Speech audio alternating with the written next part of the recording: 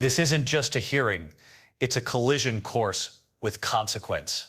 In the docket today is Annabelle Villa, facing a charge that sends a chill down any parent's spine, driving while intoxicated with a 2-year-old child in the car. The details from the police report are harrowing, weaving across lanes, nearly falling out of the vehicle, and the child unsecured in a proper car seat. We are about to witness a judge who has read every word of that report and is ready to confront the defendant directly. But the real story here is what happens after the verdict. This video covers 2 separate court dates. First, the initial sentencing, where the judge will lay down the law with crushing weight, and then her shocking return to the same courtroom for a completely new violation. The question is, can a person this deep in self-destruction truly change, or are they destined to repeat their mistakes? All right, court is calling 2023 CR 8486, State of Texas versus Annabelle Marie Villa. Can I have parties announced for the record for the state? Daniel Escobar for the state of Texas. Paul Sovcit for the defense. And are you Miss Villa? Yes. Is it Villa or Vela? Bella. Vella, okay. Probation, this is an application. Showing you what's entitled Application for Community Supervision. Did you review that with your attorney? Did you understand it? And did you sign it? All right, did you understand you're charged with driving while intoxicated with a child under the age of 15 as a state jail felony? Range of punishment is anywhere from 180 days up to 2 years in the state jail facility Yes, ma'am. and up to a $10,000 fine. Did you understand? Yes. Counsel, has your client been able to provide you with any defenses? Yes, she has, Your Do Honor. you believe she has a rational as well as a factual understanding of the charges against her? I feel she does. Showing you the plea bargain page. Did you review that with your attorney? Did you understand it? According to the plea, punishment is to be assessed at 2 years in the state jail facility. There's a $500 fine. State recommends community supervision, DWI intervention, VIP, and ignition interlock for half the term. Did you understand that to be the plea? Yes, ma'am. Defense, is that the plea? Yes, it is. State, is that the plea? Yes, Judge. I'm showing you outside the agreement. State is requesting that your community supervision be for a term of 3 years. There be a TAP evaluation, 120 hours community service restitution, and 10 days house arrest in lieu of 10 days in the Bexar County Jail. Did you understand those are recommendations from the state and the court does not have to follow those recommendations? Yes, ma'am. Then to the offenses charge, how do you plead? Guilty, not guilty, or no contest? No contest. State, any evidence? State offers State Exhibit 1 and all attachments. We have Any no objection. Court will find that defendant has knowingly and voluntarily waived and consented to stipulation of testimony and stipulations. Court will accept into evidence State's Exhibits 1 and attachments and review the same. All right, after reviewing State's Exhibits 1 and attachments, the court will find there is sufficient evidence to find you guilty and the court will find you guilty. Are you proceeding with sentencing? Yes, Your Honor. Anything? Yes, I'm sorry. Anything you wish to say on behalf of your client? Yes, Your Honor, there are 2 issues that I'd like to discuss with the court.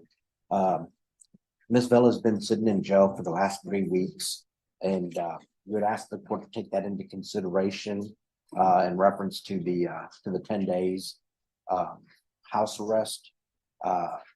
If you do impose the 10 days house arrest, she is gainfully employed, and that leads to the second issue. We would ask that the court consider allowing her to go to work and home as part of the condition of her house arrest. The second issue is the fact that her employment is in Guadalupe County. And of course, we'd ask you to allow her to travel to Guadalupe County for work purposes. She works at the Tyson Food Factory, which is right off of IH-10. We'd ask you to allow her to travel to Guadalupe County while she's on probation to continue her employment there. And then the last issue we'd like to talk to the court about is the ignition interlock for half the term. Ms. Villa does not have a vehicle. She already had the handheld device, so we'd ask you to continue her with the handheld device. All right. So, Ms. Vela, with regards to the ignition interlock, do you live by yourself or you live with other people? Other people. All right, and who are these other people? Are they relatives? My boyfriend and his mother. Your boyfriend and your mother? Yes, ma'am. Do they have a vehicle? They do. This vehicle that you were driving, was that your vehicle? It was mine, no. Whose vehicle was it? It was my boyfriend's. Here we go. The judge has finished with the legal technicalities, and now she's shifting from administrator of the law to a direct piercing interrogator. Tell me, what were you thinking? This is the moment the proceedings turn from a formal plea to a raw confrontation. The judge isn't just asking a question, she's demanding an accounting for a series of catastrophic decisions. She immediately brings up two devastating facts from the report. Not only was the defendant intoxicated, but the 2-year-old wasn't even in a proper car seat. This isn't just about breaking the law, it's about a fundamental failure of parental duty. The defendant's stammering response, full of "I don't know and I wasn't thinking," tells you everything you need to know. She's completely unprepared for this level of direct accountability, and the judge is just getting started. So she's gonna have to have ignition in her lock. With regards to employment, Real quick, is that vehicle, is it running, is it drivable? no. She'll have to provide proof of that, Okay, but I'm gonna order ignition interlock. Any other vehicles at that home? No, just it's his truck that doesn't work and then his mom's, but I don't ever drive his mom's car. Well, ignition interlock. Judge, the mother is here if you'd like to admonish her about her using the vehicle. No, I mean, if a vehicle is sitting in the driveway, it has to have ignition interlock on it. Now, is Child Protective Services involved? Yes. And the 2-year-old, where is the 2-year-old now? With his mother, with my boyfriend's mother. She's my safety plan person. So tell me, what were you thinking? Because I read the report, not only were you intoxicated with a 2-year-old in the car, but the 2-year-old was not even in a proper carrier. 2-year-old is just in a seat, in a seatbelt. I wasn't, I don't know. It was a very selfish act of me, and I didn't think all the way through. I just wasn't thinking, and So where I were was you being drinking? selfish. Where were you drinking? I was with my sister. At the sister's house? Or No, what? I was going to my cousin's house. So I was with my sister hanging out, and then I just thought to go hang out with my cousin, and The question was, were you at your sister's house? Were you at a bar, at a club? yeah, we were just at my sister's house. So you're at your sister's house drinking. Does she have children as well? Not that live with her. All right, so she doesn't have children that live with her, but she has children. Another Child Protective Services case, the reason why the children don't live with her? I don't know what her situation is. I don't know what happened, the details of her or what happened, but I just know that. This is a masterclass in judicial communication. After grilling the defendant with the cold, hard facts from the police report, the swerving, the intoxication, the unsecured child, Judge Boyd completely changes tactics. She uses a personal anecdote about her friend's child being injured by an airbag. This is a powerful rhetorical strategy called pathos, an appeal to emotion. It serves two purposes. First, it makes the danger terrifyingly real and relatable, moving it from a statistic to a visceral image of a child's face being cut. Second, it subtly tells the defendant, even a sober, loving parent can make a mistake with devastating consequences.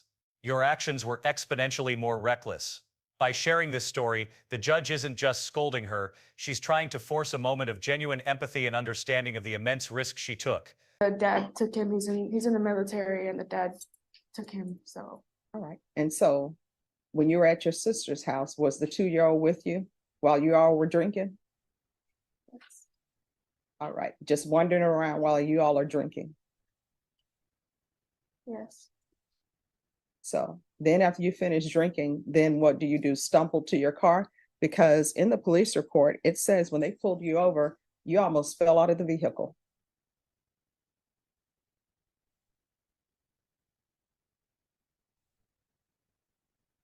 I don't think the judge is trying to make you I know, feel I know. ashamed. She just wants you to realize that.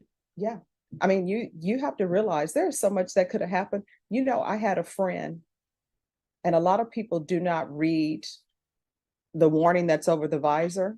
And you know that warning over the visor that tells you who can sit in the front seat, and it'll tell you what their weight should be and how old they need to be.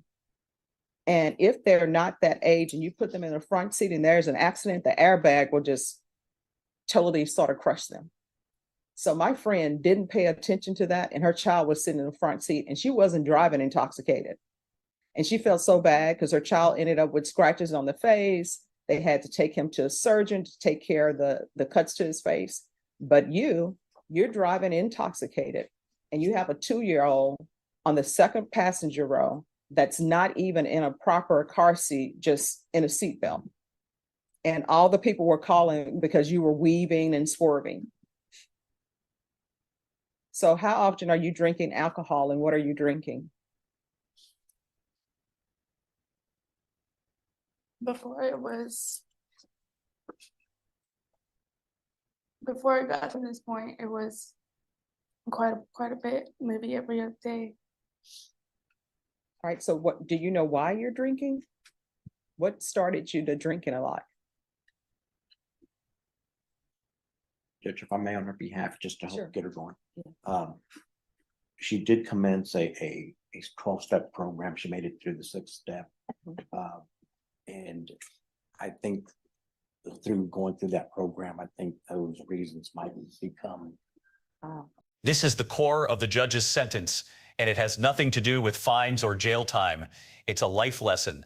The judge has identified the root of the problem, the defendant's environment, specifically her sister who enabled the drinking. You're going to have to see people as they are, not as you hope they will be. This is a profound piece of advice. The judge is telling her that recovery isn't just about personal willpower. It's about curating your social circle and having the strength to cut off toxic influences, even if they are family. She's giving her a harsh but necessary reality check. The defendant's child is 100% dependent on her making these tough choices. The judge is framing this not as a punishment, but as a blueprint for survival and for breaking a generational cycle of bad decisions. Clearer to her. I know one of the first steps that she learned was having to accept responsibility for her behavior. When she did end up in jail, several family members were trying to get her out. And she took it upon herself to say, hey, look, the thing is, I got to accept responsibility. Leave me here. I'll go to court and deal with it.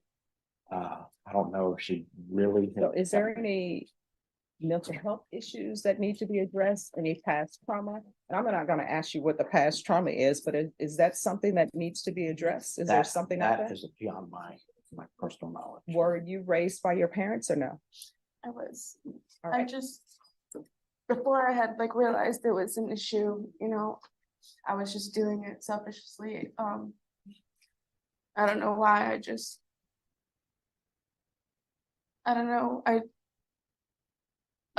knew it was an issue. I had a drinking issue, but I didn't realize how much of an issue it was until all of this happened. And it took me to get to this point to realize that what I was doing wasn't right. And I have a son to raise and look after, and I wasn't putting him first. And All right, so you only have one child? So here's the thing. I'm going to grant your application, but you're going to have to start making choices. And sometimes the choices that we make means that certain people can no longer be in your life. If your sister is not going to get her act together, she shouldn't be in your life. Because, for example, if you would have came to my home and there was a 2-year-old, I wouldn't have allowed people to just be drinking till they're intoxicated. I would have recognized certain things. And if I was not watching and you became intoxicated, I would have said, you're not leaving, I'm taking the keys. So you're going to have to see people as they are, not as you hope they will be, because you have a 2-year-old and that 2-year-old. Listen to that list of conditions. This is what a last chance looks like on paper. It's not just probation, it's a life under a microscope. 3 years of supervision, a suspended 2-year jail sentence hanging over her head, ignition interlock on any car she has access to, a suspended driver's license, GPS monitoring for 30 days, regular and random drug and alcohol tests, mandatory field visits from probation officers, and a staggering 90 sober meetings in 90 days. The judge has constructed a cage of accountability around Annabelle Villa. There is absolutely no room for error. Every single one of these conditions is a tripwire. If she stumbles on any of them, she could go straight to a state jail facility. The message is clear. The court has given her the tools, but one more misstep and the hammer will fall. Can't decide and say, hey, mom, I'm not getting in the car with you, you're intoxicated. That 2-year-old is 100% dependent upon you so that they don't have any trauma in their life. And so that they go on into adulthood. You understand? All right, this is what we're going to do. I'm going to sentence you to 2 years in the state. With the sentence handed down, the book is closed on Annabelle Villa's initial case. The judge gave her a strict, comprehensive, and demanding path toward rehabilitation. She was given a chance to avoid jail and prove she could be the parent her child needs. But here's the twist. We now jump forward in time to the same courtroom with the same defendant standing before the same judge. The document on the table isn't a progress report. It's a motion to revoke community supervision. In less than a year, something has gone terribly wrong. She's back facing the very real possibility of that 2-year suspended jail sentence becoming an immediate reality. The question is no longer if she will make a mistake, but what did she do, and will the judge's patience have finally run out? Jail facility, it will be suspended and probated for 3 years.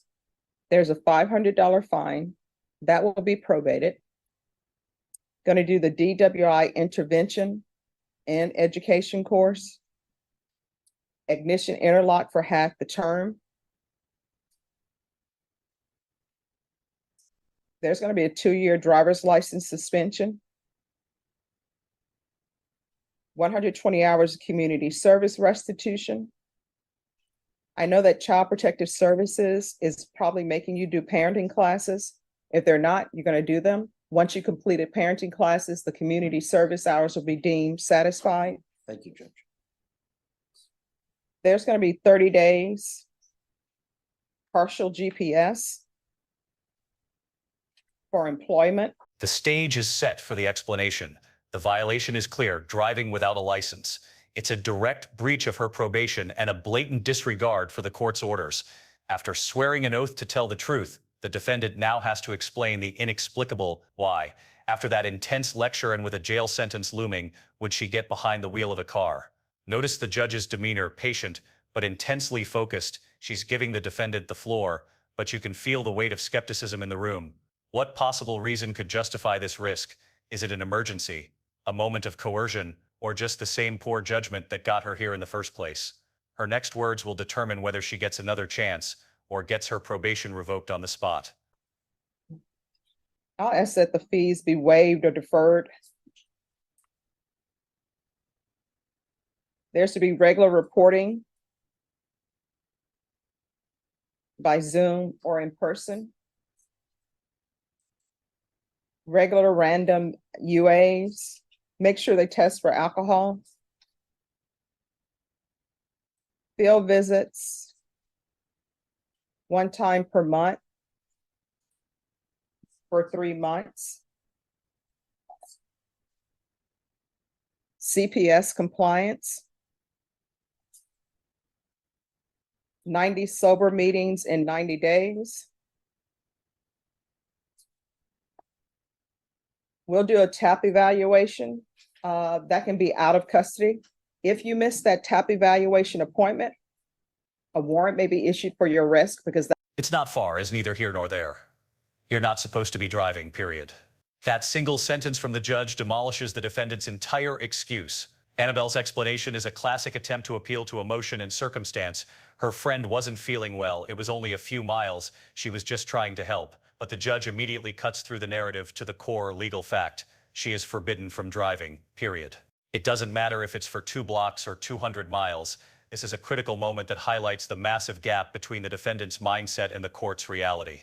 She still thinks in terms of justifying her actions, whereas the judge operates in the black and white world of court-ordered conditions. 1 violation is all it takes, and the excuse simply doesn't matter. that's going to be a violation of your probation, or it may end up with you spending time at the Bexar County Jail and having them do the TAP there. You understand? Yes, ma'am. And I'm doing the 30 days partial GPS in lieu of the 10 days in the Bexar County Jail. And the reason why I'm doing it is because I know that the Bexar County Jail, 1, has too many inmates. 2, there are health issues there. 3, there's issues with the facilities, the actual maintenance and upkeep. All right. And with regards to the TAP evaluation, if the TAP evaluation recommends inpatient treatment, we're going to start with intensive outpatient treatment. If they recommend outpatient treatment, I still want to start with intensive outpatient treatment. And we'll do a referral to felony drug court. Felony drug court, there's no room there. there's a waiting list, but things may open up, and if they do, then felony drug court will probably accept you. All right? Probation, is there anything else she needs? Your Honor, you mentioned proof of employment. Thank you. Proof of employment within 30 days. There's to be no employment as a home health care provider or with minors. Anything else, probation? No, Judge. Is there anything else you need from the court? Judge, just the permission to travel to Guadalupe County for employment. All right, she's allowed to travel to Guadalupe County for employment. All right, is there anything else you need from the court? You need to say yes or no. All right, good luck to you.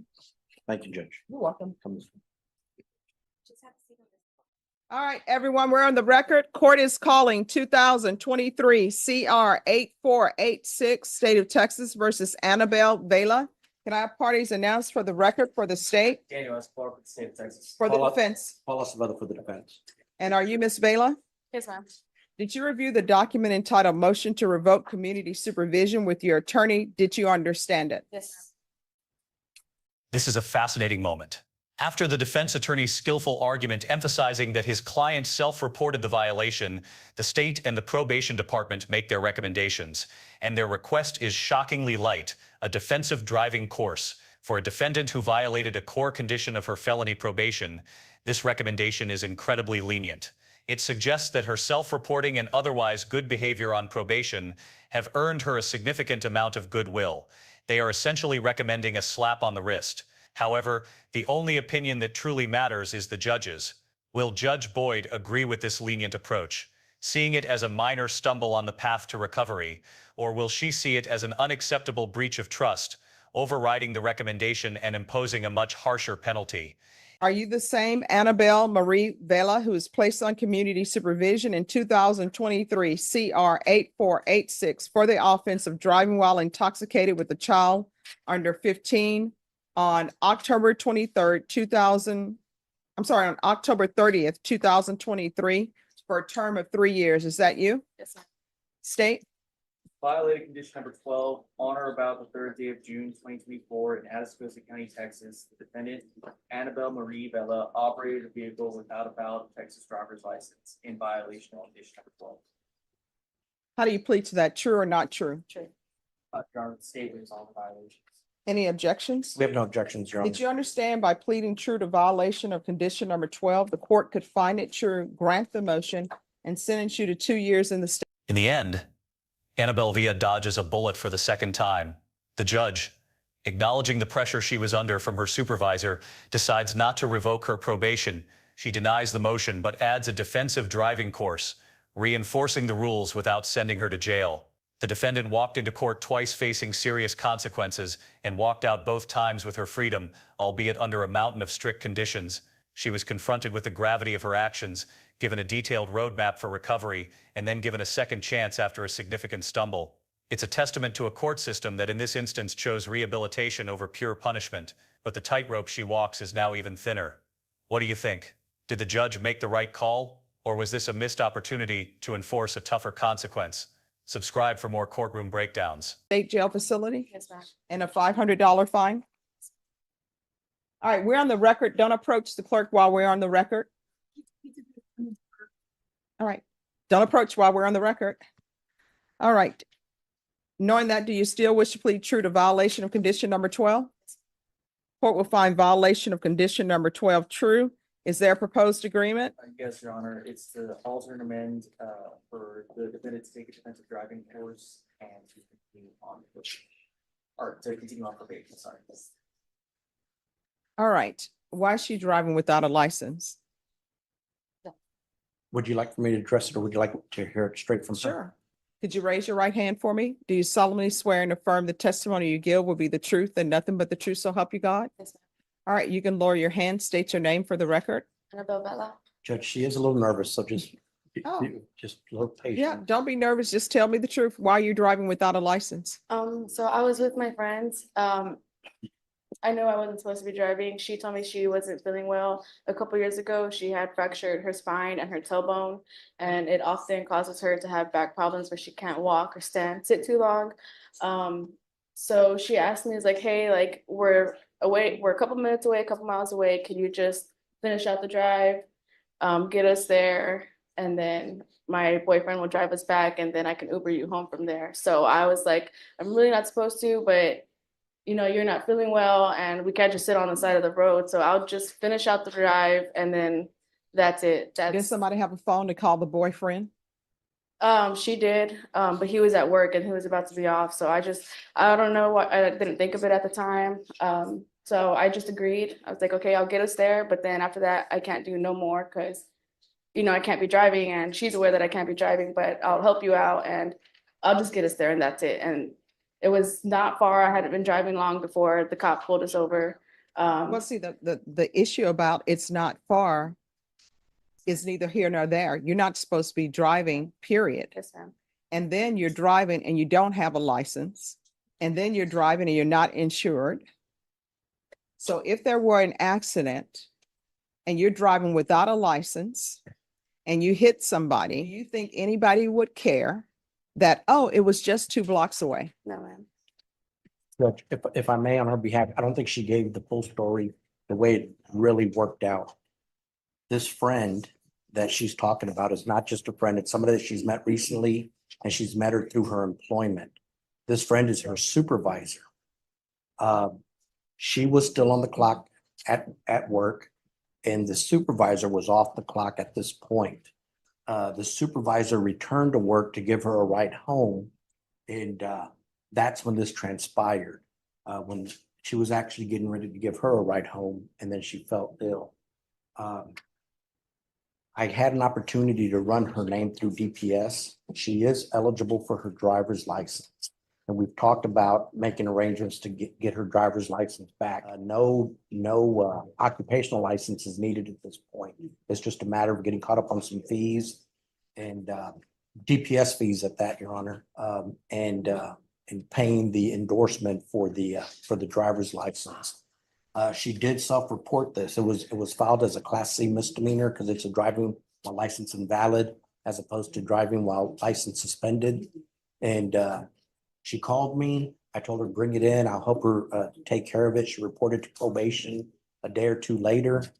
And she self-reported it to probation at that point. She herself is up to date on all of the conditions of probation. She's has taken some steps in life because of this probation that has made her a little bit more responsible. Not a little bit, a lot more responsible. Financially, she's making better decisions. On a personal level, she's making better decisions. And on the course here, she's trying to make some good decisions. I asked her what has happened, you know, what's causing you to do these things. And she said, to be honest, the judge spoke to me the last time and she talked to me about accountability and I'm, you know, trying to be accountable. Thus the self-reporting and so forth. I don't want to speak out of line, Judge, but I do believe if she would have never said anything, chances are the ticket Class C would have been taken care of and nothing would have ever happened. And of course, she did self-report and let the probation department know that she did receive the ticket.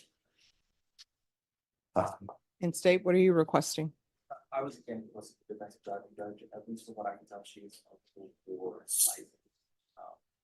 And the fact that she is. And probation, what are you requesting? Defensive driving judge. All right, the court will deny the motion. Alternate amend conditions to include defensive driving. You're not supposed to drive without a license, period.